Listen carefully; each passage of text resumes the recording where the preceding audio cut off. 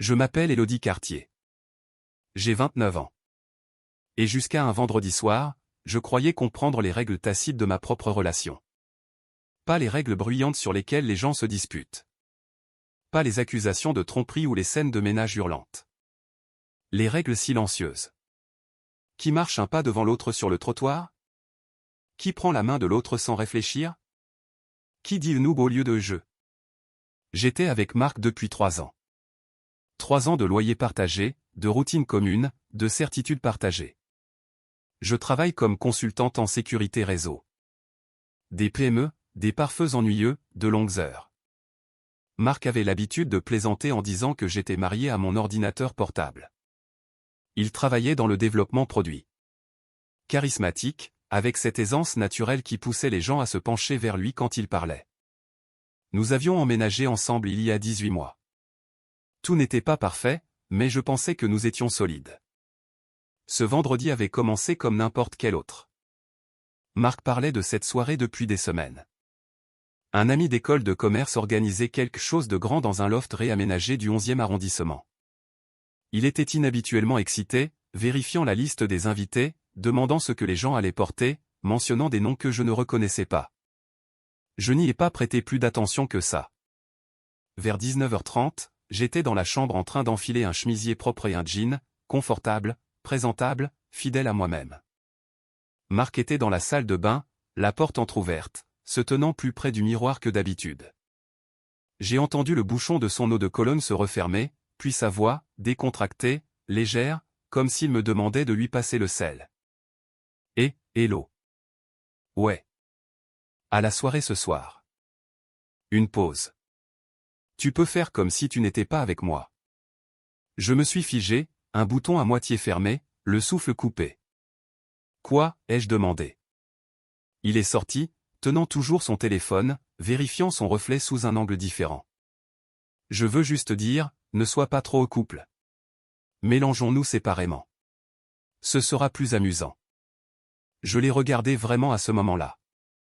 Il portait une veste cintrée que je n'avais jamais vue auparavant. Coiffée différemment, de manière intentionnelle. Tu veux que je fasse semblant qu'on n'est pas ensemble, ai-je demandé. Il a soupiré, déjà agacé. Ce n'est pas comme ça. Alors c'est comme quoi? Il évitait mon regard. Certaines personnes ne sont pas vraiment au courant pour nous. Je ne veux pas que ce soit gênant.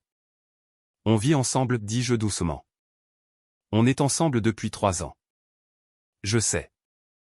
Il a finalement croisé mon regard, juste une seconde. Fais-moi confiance, d'accord? C'est plus simple comme ça. Plus simple pour qui? La question est restée coincée dans ma gorge. Chaque instinct me disait de pousser, de demander pourquoi maintenant, d'exiger de la clarté. Au lieu de cela, quelque chose en moi est devenu très calme. D'accord, ai-je dit. Il a cligné des yeux. Vraiment? Ouais, pas de problème.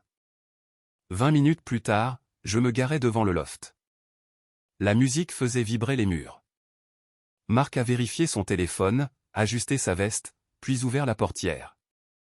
Merci pour le trajet, a-t-il dit. Pas merci d'être venu. Pas on se voit à l'intérieur. Juste merci pour le trajet. Amuse-toi bien, ai-je répondu. Il a hésité, juste une lueur, puis a souri et a marché vers l'entrée sans se retourner. Je suis resté assise là, les mains sur le volant. Puis je suis rentré chez moi. L'appartement semblait faux au moment où je suis entré. Pas vide. Faux. Comme des meubles légèrement déplacés dans une pièce que vous connaissez par cœur. J'ai fermé la porte doucement. Mes talons ont claqué une fois contre le carrelage avant que je ne les enlève et les laisse près de l'entrée, parfaitement alignés par habitude. L'horloge du micro-ondes indiquait 20h04, plus tôt que prévu. Je suis resté dans la cuisine, les clés toujours à la main, fixant la tache pâle sur le comptoir où Marc avait renversé du café ce matin-là sans jamais l'essuyer. Un détail stupide. Sauf que ce soir, chaque détail semblait tranchant. J'ai repassé sa voix dans ma tête. Fais comme si tu n'étais pas avec moi. Pas, pouvons-nous avoir un peu d'espace ce soir? Pas, j'ai besoin d'air. Juste, efface-toi. Je me suis appuyé contre le comptoir et j'ai laissé le silence s'étirer. Pas de musique, pas de télé, juste le bourdonnement sourd du réfrigérateur et ma propre respiration. Je n'étais pas en colère. Ça m'a surprise. J'avais toujours pensé que la trahison serait explosive, brûlante, bruyante. Celle-ci semblait clarifiante. Je suis allé dans la chambre et j'ai ouvert le placard. Le côté de Marc était encombré, veste superposée, chaussures jetées sous la penderie. Mon côté était net, plié avec intention. J'ai attrapé le sac de voyage rangé sur l'étagère du haut, le vieux bleu marine. Il avait toujours une fermeture éclair effilochée d'un voyage d'affaires il y a des années. J'ai fait une pause avec le sac entre les mains. Je ne suis pas une personne impulsive. J'évalue les risques pour gagner ma vie. Je cherche les vulnérabilités avant que les systèmes ne s'effondrent. Je n'agis pas sous le coup de l'émotion. Je trace des motifs. Et soudain, le motif était évident. La façon dont Marc avait commencé à marcher devant moi quand nous sortions. Comment il avait arrêté de me taguer sur les photos. Comment ses réponses étaient devenues vagues, répétées. Comment il s'habillait, non pas mieux, mais différemment, comme pour un public dont je ne faisais pas partie. Ce n'était pas à propos d'une soirée. C'était un casting, et je n'étais pas censé être vu. J'ai posé le sac sur le lit et j'ai commencé à faire mes bagages. Méthodique, efficace. Vêtements d'abord. Affaires de travail. Trousse de toilette. Ordinateur. Documents. Chargeur. Je n'ai pas pris les photos encadrées. Je n'ai pas touché à la bibliothèque. Le canapé n'était pas à moi. La télé non plus. Je ne m'effaçais pas de l'appartement. Je m'extrayais. 1 heure passa sans drame. Pas de main tremblante, pas de larmes. Quand j'ai fini, la chambre avait l'air exactement pareille, sauf pour la moitié vide du placard. J'ai arraché une page d'un carnet et j'ai écrit lentement, soigneusement, « Tu voulais que je fasse semblant que nous n'étions pas ensemble. Maintenant, tu n'as plus besoin de jouer. Prends soin de toi. » J'ai placé le mot sur le comptoir de la cuisine, juste à côté de la tasse de café. À 22h15, j'étais dans une chambre d'hôtel près de la porte de Versailles. Mur neutre, drap propre, pas d'histoire. J'ai envoyé un SMS à mon ami Thomas. Je pourrais avoir besoin de ton canapé bientôt. Il a répondu presque instantanément. Qu'est-ce qui s'est passé? Appelle-moi. Je ne l'ai pas fait. Je me suis assise au bord du lit et j'ai regardé la batterie de mon téléphone baisser. Pas de message de Marc. Pas d'appel manqué. À 1h12 du matin, mon téléphone a vibré. Numéro inconnu. J'ai répondu, « Allô ?» Une voix de femme. Anxieuse. Un peu instable. C'est Élodie? Oui. C'est Sophie, l'amie de Marc. Je suis à la soirée. Mon estomac s'est noué. Est-ce qu'il va bien? Il va bien, mais tu dois savoir ce qui s'est passé. Je me suis assise. Qu'est-ce qui s'est passé? Il y a eu une respiration à l'autre bout. Puis les mots sont sortis rapidement, coupable. Il y a cette femme ici, Claire. Fondatrice de start-up, friquée, sûre d'elle. Marc lui parle depuis des mois, apparemment. Je ne savais pas. Je le jure. J'ai fermé les yeux. Il l'a invité ce soir à continuer Sophie. Ils étaient très proches. Et puis il a commencé à se vanter. Se vanter? Il a dit aux gens qu'il avait un arrangement, que tu étais quelque chose dont il devait se débarrasser. Un poids mort. Ce sont ces mots. La chambre semblait très silencieuse. Les gens ont demandé où tu étais, a dit Sophie. Marc a ri et a dit, quelle copine? Je n'ai pas parlé. Il a essayé de dire que tu n'étais qu'une colocataire quand les choses sont devenues gênantes, mais les gens savent que vous vivez ensemble. Claire avait l'air mal à l'aise. Où est-il maintenant, ai-je demandé. Il fait les 100 pas. Elle s'est enfermée dans la salle de bain. Je pensais juste. Tu mérites de savoir. Je l'ai remercié et j'ai raccroché. J'ai regardé mon téléphone. Toujours rien de Marc. Je l'ai éteint et je me suis allongé. Pour la première fois de la nuit, ma poitrine me faisait mal. Pas de perte, de soulagement. Je me suis réveillé avec mon téléphone vibrant sur la table de nuit. Une fois, deux fois, encore. Pendant une fraction de seconde, je ne savais pas où j'étais. Le plafond était inconnu. L'air sentait la lessive d'hôtel au lieu de l'eau de Cologne de marquer du café brûlé. Puis la mémoire s'est installée, lourde, indéniable. J'ai attrapé mon téléphone. 18 appels manqués, 34 messages, tous de Marc. Le premier est arrivé à 1h41. T'es où là? Ce n'est pas drôle, Élodie. Réponds à ton téléphone. Je suis rentré et tes affaires sont parties. C'est quoi ce bordel? Vers 3 heures, le ton a changé. On peut en parler? Tu surréagis. C'était pas comme ça. À 5h26, il n'y avait qu'un mot. S'il te plaît. J'ai fixé l'écran sans ouvrir un seul message. 3 appels manqués de sa mère, 2 de sa sœur, 1 de Thomas. J'ai répondu à l'appel de Thomas. Hello, a-t-il dit immédiatement. Marc a débarqué ici vers 6 heures. Il avait l'air démoli, pâle, il faisait les 100 pas, parlait trop vite. Je ne l'ai pas laissé entrer. Je lui ai dit que je ne savais pas où tu étais. Tu veux que ça reste comme ça? Oui, ai-je dit. Ma voix semblait plus stable que je ne me sentais. Merci. Ça va? J'ai regardé autour de la chambre. Mur blanc, pas d'histoire commune. J'y arrive. Après avoir raccroché, j'ai bloqué le numéro de Marc. Instagram, Facebook, toutes les portes possibles. Je ne le faisais pas pour le punir. Je le faisais parce que je me connaissais assez bien pour savoir que si je le laissais parler, il brouillerait la clarté à laquelle je m'étais battu pour m'accrocher. Cette journée s'est passée dans un brouillard de logistique, d'annonces immobilières, de conditions de bail, de dates d'emménagement. Le dimanche après-midi, j'avais signé pour un petit 2 pièces au Batignolles. Trop cher, trop tôt. Disponible immédiatement. J'ai emménagé ce soir-là avec mon sac de voyage et un matelas gonflable que Thomas a insisté pour me prêter. L'endroit résonnait quand je marchais. Pas de photos, pas de canapé, juste du potentiel. Lundi matin, je suis allé travailler. Mon patron m'a jeté un coup d'œil et a dit « Vous avez l'air fatigué ». Je le suis, ai-je répondu. Ce qui était vrai, juste pas de la manière qu'il pensait. Je me suis noyé dans le travail. Pare-feu, modèle de menace, système qui répondait logiquement quand on appliquait une pression. Ce soir-là, mon téléphone a sonné à nouveau. Numéro inconnu.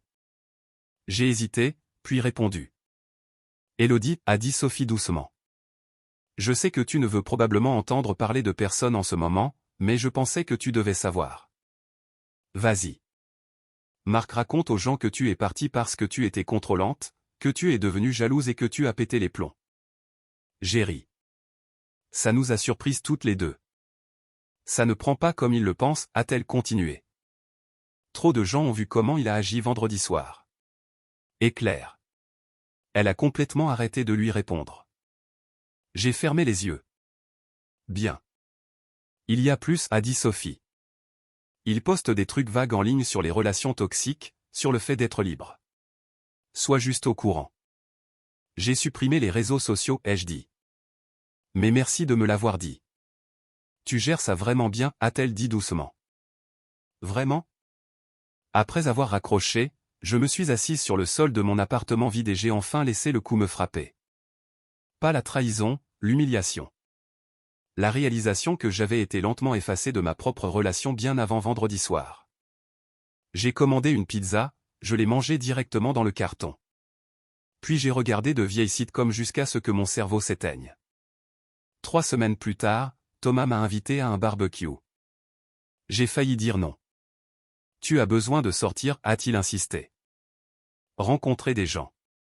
En plus, Sarah amène un collègue. Il est sympa. Pas de pression. Le collègue s'appelait Étienne. Graphiste. Humour peint sans rire. Sourire facile. Nous avons parlé de rien d'important. De mauvais films, de restaurants surcotés, de si les céréales comptaient comme un dîner. C'était léger. À un moment donné, il a dit, Thomas m'a dit que tu traversais une rupture. Ah oui? Il n'est pas subtil. Tu n'es pas obligé d'en parler, a ajouté Étienne rapidement. Je sais. J'ai fait une pause. Mais oui, 3 ans terminés brutalement. C'est sa perte, a-t-il dit, puis il a grimacé. Désolé, c'était cliché. C'est bon, ai-je dit. Je suis d'accord. Nous avons échangé nos numéros. Rien de romantique, juste de nouvelles conversations, saines. Par Thomas, j'ai appris que Marc appelait des amis communs, essayant de savoir où j'habitais. Il était passé 2 fois devant chez Thomas pour chercher ma voiture. Il avait aussi contacté Étienne via Sarah pour poser des questions. Sarah lui a dit de me laisser tranquille. Ce soir-là, Thomas m'a observé attentivement autour d'une bière. Tu as l'air mieux, a-t-il dit. Je suis fonctionnel. C'est un progrès. La vérité était que je pensais encore à Marc. Pas avec envie, avec curiosité. Depuis combien de temps planifiait-il sa sortie? Quand avais-je cessé d'être sa partenaire pour devenir son boulet? Et pourquoi m'avait-il fallu une phrase pour enfin écouter? Les retombées ne sont pas arrivées d'un coup. Elles se sont infiltrées. Des messages discrets de gens à qui je n'avais pas parlé depuis des mois. Des demi-questions déguisées en inquiétude. Et, je prends des nouvelles. Tu vas bien? J'espère que tout va bien. Je pouvais lire entre les lignes. Le mardi, Thomas me l'a confirmé. Il parle, a-t-il dit au téléphone. Beaucoup. Je n'étais pas surprise. Quelle version, ai-je demandé. Que tu étais contrôlante, que tu fouillais son téléphone, que tu as pété un câble pour rien et que tu es parti en claquant la porte. J'ai laissé échapper un lent soupir. Bien sûr. Il joue le calme, a ajouté Thomas. Très raisonnable. Il continue de dire qu'il s'inquiète pour toi. Ça m'a presque fait sourire. Presque. Je ne me suis pas défendu. Je n'ai pas clarifié. Je n'ai pas corrigé. Je savais mieux que ça. En milieu de semaine, sa mère a envoyé un long SMS. Élodie, je ne comprends pas ce qui s'est passé, mais abandonner une relation sans conversation n'est pas un comportement d'adulte. Je l'ai lu une fois, puis je l'ai archivé. Sa sœur a laissé un message vocal. Plus doux, prudent. Je ne sais pas ce qui est vrai, mais Marc ne va pas bien. Si tu pouvais juste lui parler. Supprimer. Vendredi soir, Sophie a rappelé. Je pensais que tu devais savoir, a-t-elle dit. Les gens commencent à faire le lien à cause de la soirée. Oui. Et parce que Marc n'arrête pas de se contredire. Une minute il dit que tu étais obsédé par lui. La suivante il dit que tu t'en fichais complètement. Le nom de Claire est revenu, a continué Sophie. Quelqu'un l'a mentionné et Marc s'est fermé, a changé de sujet, est devenu défensif. Bien, ai-je dit. Que ce soit inconfortable. Il y a eu une pause. Tu es plus froide que ce à quoi je m'attendais. J'ai considéré cela. Je ne suis pas froide, ai-je dit. J'ai fini. Ce soir-là, je me suis assise sur le sol de mon appartement et j'ai déballé le dernier carton, surtout des vêtements, une tasse que Thomas avait insisté pour que je prenne, une plante que quelqu'un avait laissée derrière lui. L'endroit semblait encore temporaire, mais c'était calme. Samedi matin, je suis allé courir. Je n'avais pas fait ça depuis des années. Marc disait que c'était ennuyeux, que ça semblait inutile. J'ai couru quand même. Mes poumons brûlaient, mes jambes protestaient, mais à chaque pas, quelque chose se desserrait dans ma poitrine. Cet après-midi-là, un ami commun a envoyé un SMS, « C'est vrai que tu es parti parce que tu vois quelqu'un d'autre ?» J'ai fixé l'écran. Puis j'ai tapé une seule phrase en retour. Non, rien d'autre. 1 heure plus tard, un autre message de quelqu'un d'autre. Marc traverse une période difficile. Il dit qu'il ne sait pas ce qu'il a fait de mal. Je n'ai pas répondu. Dimanche soir, Étienne a envoyé un SMS, « Thomas a mentionné que tu serais peut-être au barbecue le week-end prochain. » Pas de pression. Je voulais juste dire que c'était sympa de te rencontrer. J'ai regardé autour de mon appartement. Le matelas gonflable, les murs nus, le calme. Puis j'ai répondu, c'était sympa de te rencontrer aussi. Pas de promesse, pas d'attente. Juste une porte laissée déverrouillée. La deuxième semaine, l'histoire de Marc s'était stabilisée en quelque chose de plus lisse. Thomas m'a raconté autour d'un café. Il a ajusté le récit, a-t-il dit. Maintenant, ce n'est pas que tu étais jalouse. C'est que tu étais distante, froide, absente. J'ai hoché la tête. Ça sonne mieux. C'est le cas, a convenu Thomas. Ce qui est le problème. Il raconte aux gens qu'il se sentait seul, a continué Thomas. Que tu étais émotionnellement absente. Qu'il a essayé de te parler, mais que tu t'es fermé. J'ai failli rire. Presque. Parce qu'il y avait une version de cette histoire qui semblait vraie si on ne connaissait pas le contexte. Il continue de dire qu'il ne comprend pas comment les choses se sont effondrées si vite, a ajouté Thomas. Elles ne se sont pas effondrées, ai-je dit. Elles ont juste cessé d'être cachées. Sophie l'a confirmé quelques jours plus tard. Il dit aux gens que tu es très indépendante, a-t-elle dit prudemment. Que tu n'as besoin de personne. Qu'il avait l'impression de toujours essayer de te rattraper. Ça doit être dur pour lui, ai-je répondu. Elle a hésité. Tu n'es pas énervé. Je le suis, ai-je dit honnêtement. Juste pas surprise. Ce que Marc ne comprenait pas, c'est que je n'essayais pas de gagner le récit. Je le laissais s'effondrer sous son propre poids.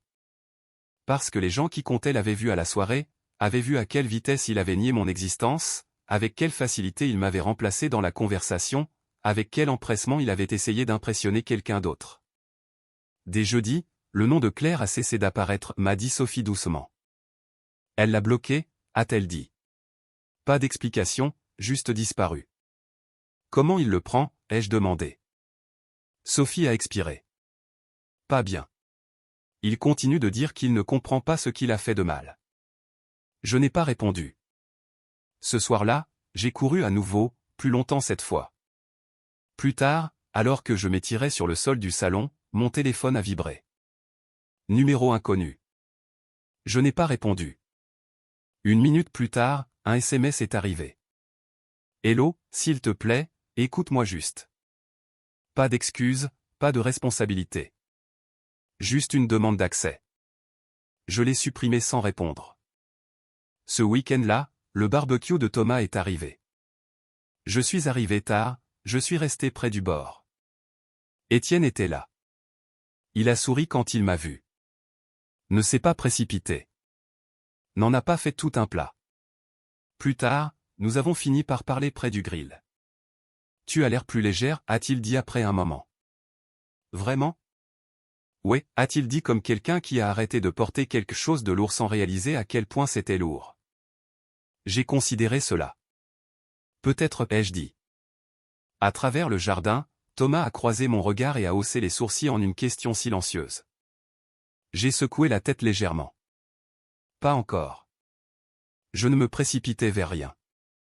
Quelque chose a changé après le barbecue. Pas dramatiquement, juste de l'espace. Étienne n'a pas envoyé de SMS tout de suite. Moi non plus. Et j'ai remarqué que l'absence de vérification constante ne faisait pas grimper mon anxiété. Quelques jours plus tard, il a envoyé un message simple.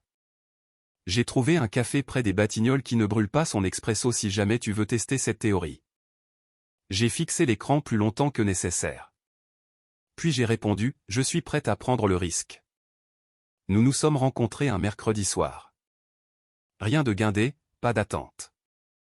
Je portais un pull que j'aimais parce que je l'aimais. Il est arrivé avec 5 minutes d'avance et n'a pas fait de commentaires là-dessus comme si c'était un trait de personnalité. Nous avons parlé de travail, des villes où nous avions failli déménager, de l'étrange deuil d'abandonner des routines plus que des gens. Il n'a pas posé de questions sur Marc. J'ai apprécié cela plus qu'il ne le savait probablement. À un moment donné, j'ai dit, je ne suis pas dans un bon endroit pour quelque chose de compliqué. Il a hoché la tête. Je ne suis pas dans un bon endroit pour quelque chose de performatif. Ça m'a fait rire. Nous n'avons pas étiqueté ça comme un rendez-vous. Ça ressemblait à de l'oxygène. Pendant ce temps, la présence de Marc planait aux abords de ma vie comme des parasites. Par Thomas, j'ai entendu qu'il avait commencé à appeler les gens tard le soir. Est-ce qu'elle a dit quelque chose sur moi?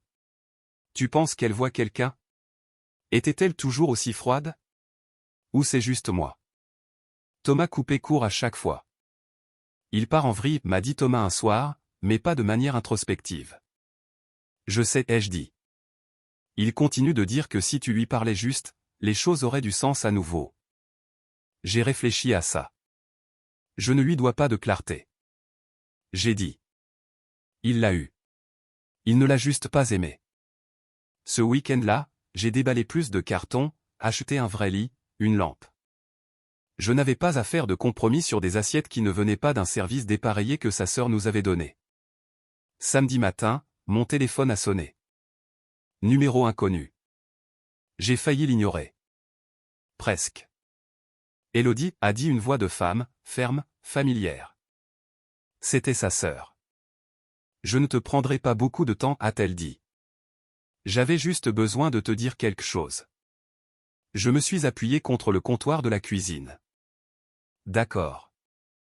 Il a dit à nos parents que tu étais parti parce que tu avais rencontré quelqu'un d'autre, a-t-elle continué. Que tu avais été émotionnellement distante pendant des mois et que tu avais enfin trouvé une excuse. J'ai fermé les yeux.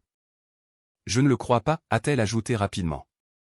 Je le regarde réécrire la réalité depuis qu'on est gamin. Ça a frappé plus fort qu'elle ne le voulait probablement. Je voulais juste que tu saches, a-t-elle dit. Quoi que tu décides de faire ou de ne pas faire, je le vois. Merci, ai-je dit, et je le pensais. Avant de raccrocher, elle a ajouté, il pensait que cette soirée allait changer sa vie. Je l'ai imaginé. La tenue, la confiance, le détachement calculé. Et maintenant, ai-je demandé. Et maintenant, il ne s'est pas expliqué pourquoi ça n'a pas marché. Ce soir-là, je suis allé courir à nouveau. Plus longtemps, plus vite. Je ne fuyais rien. Je courais pour revenir vers moi-même. Quand je suis rentré, il y avait un message d'Étienne. Pas de pression, mais je vais voir un documentaire demain soir. Si tu veux de la compagnie sans conversation, je suis ton homme. J'ai souri. Ça semble en fait parfait, ai-je répondu. J'ai posé mon téléphone et regardé autour de mon appartement. Ce n'était toujours pas fini, mais moi non plus. Et pour la première fois depuis longtemps, ça ne ressemblait pas à un défaut. Ça ressemblait à une possibilité. L'appel de la sœur de Marc est resté avec moi plus longtemps que prévu. Pas à cause de ce qu'elle a dit, mais à cause de ce qu'elle n'a pas essayé de faire. Elle ne m'a pas demandé de lui pardonner. Ne m'a pas demandé de m'expliquer. Ne m'a pas demandé de revenir. Elle a simplement reconnu la réalité. Quelques jours plus tard, Thomas m'a invité à dîner. Rien de chic. Plat à emporter, assiette dépareillée, le genre de soirée qui ne nécessitait pas d'armure émotionnelle. À mi-chemin, il s'est penché en arrière sur sa chaise et a dit, « Je ne devrais probablement pas te dire ça. »« Tu vas le faire quand même, ai-je répondu. Il a souri. « Ouais. Marc ne peut plus payer l'appartement. » Je n'ai pas réagi. Il a essayé de convaincre le propriétaire de renégocier. A dit que tu serais bientôt de retour. Que c'était juste un malentendu. Et, ai-je demandé. Et le propriétaire a demandé des preuves. J'ai expiré lentement. Il emprunte de l'argent, a continué Thomas. À ses parents, à des amis. Il ne l'a pas dit à voix haute, mais je pense qu'il supposait que tu céderais avant que ça n'aille aussi loin. Cette partie a fait plus mal que je ne le pensais. Pas parce que je me sentais coupable, mais parce que ça confirmait quelque chose autour duquel je tournais depuis des semaines. Il n'avait pas cru que je partirais. Pas vraiment. Pour Marc, ma présence avait toujours semblé garantie, stable, prévisible, quelque chose dont il pouvait s'éloigner et vers quoi il pouvait revenir à volonté. Plus tard dans la nuit, Sophie m'a envoyé un SMS. « Je ne veux pas faire de ragot », a-t-elle écrit. « Mais je pense que tu mérites de savoir. » J'ai attendu. Il a essayé de joindre Claire à nouveau, a envoyé un long message, s'est excusé, a pris la responsabilité d'avoir déformé les choses. Je l'ai imaginé en train de le taper. Formulation soignée, honnêteté sélective. Elle n'a pas répondu, a ajouté Sophie, mais son assistante l'a fait. Lui a dit de ne plus la contacter. J'ai fixé l'écran. Pas de triomphe, pas de satisfaction, juste un sentiment tranquille d'inévitabilité. Le week-end suivant, j'ai croisé quelqu'un du groupe d'amis élargi de Marc au supermarché. Nous avons échangé des bonjours polis. Au moment de nous séparer, elle a hésité. J'étais à la soirée, a-t-elle dit. J'ai hoché la tête. Je sais. Elle a grimacé. Je suis désolé. Pour ce que ça vaut, personne n'a pensé que c'était correct. Merci, ai-je dit, et je le pensais. Dimanche soir, je me sentais installé. Pas guéri, pas résolu, mais ancré. Étienne est venu avec des plats à emporter et une bouteille d'eau gazeuse.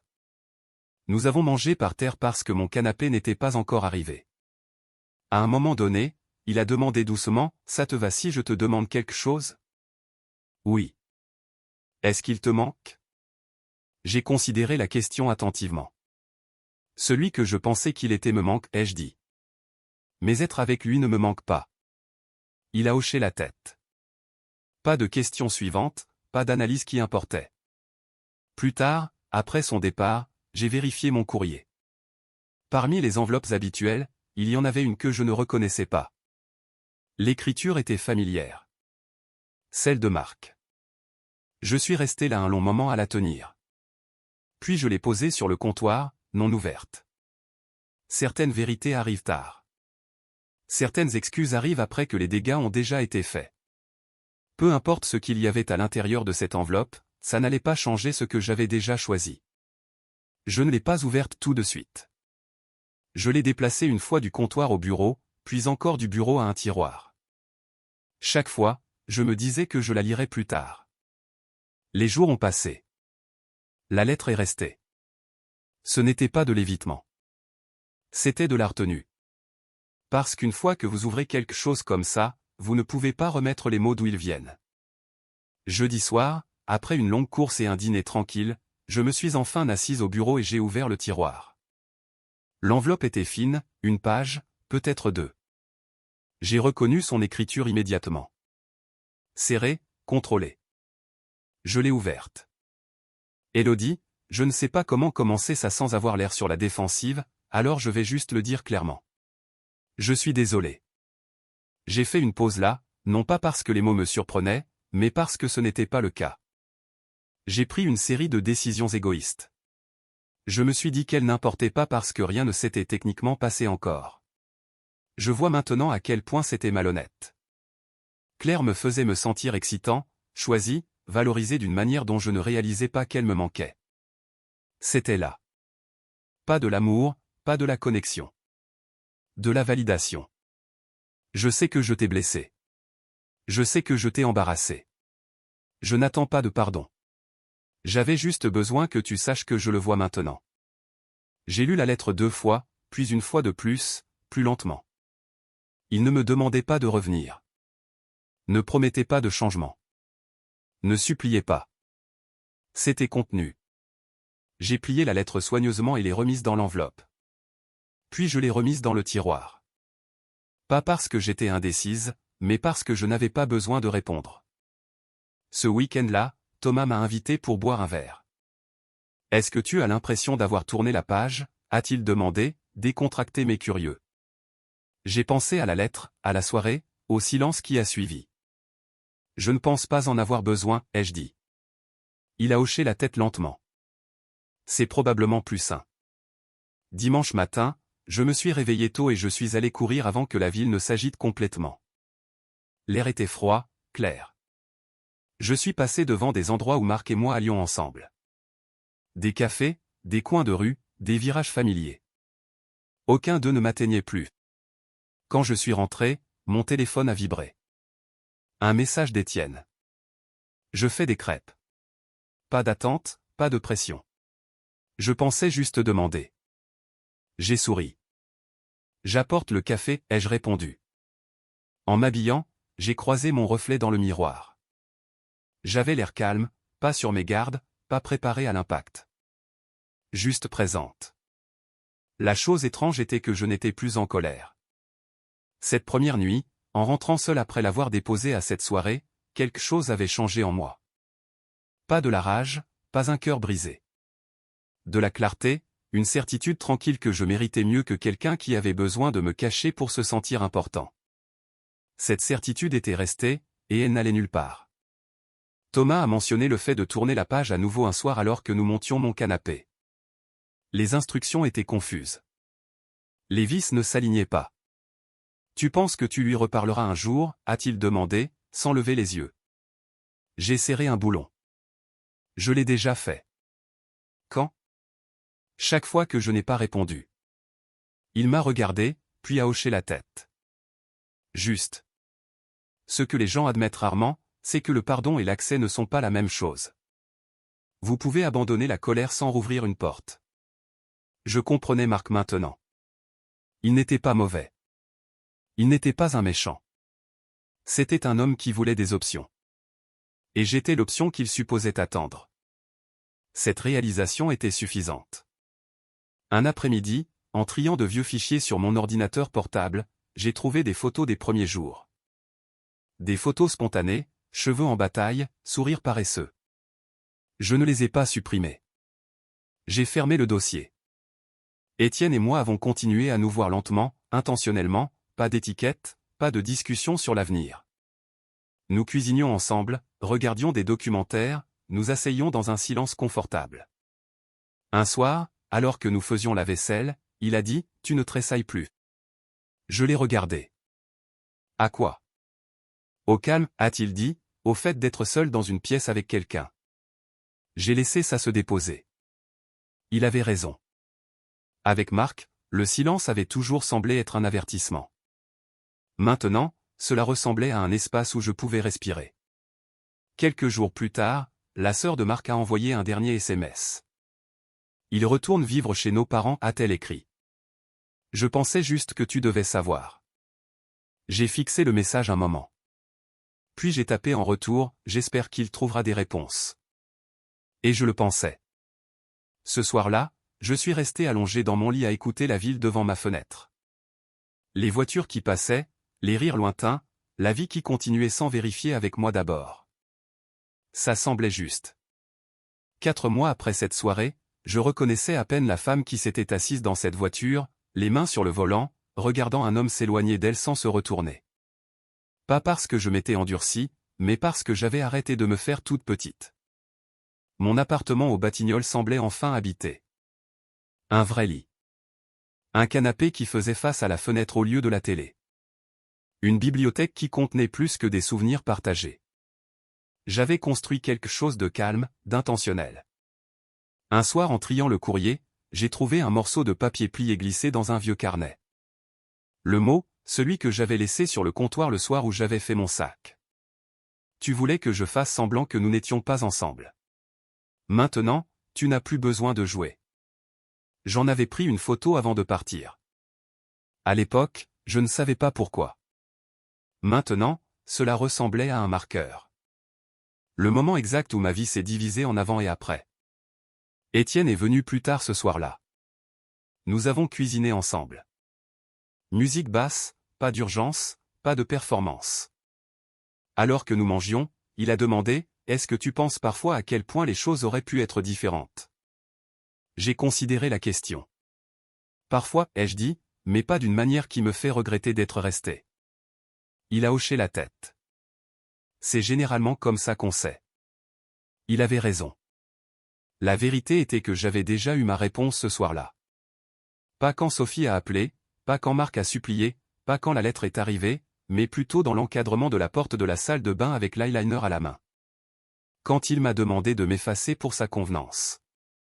C'était le moment. La clarté n'est pas venue de la trahison. Elle est venue de la demande.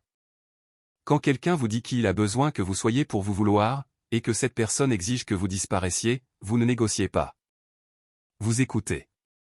Le lendemain matin, je suis allé courir alors que la ville se réveillait autour de moi.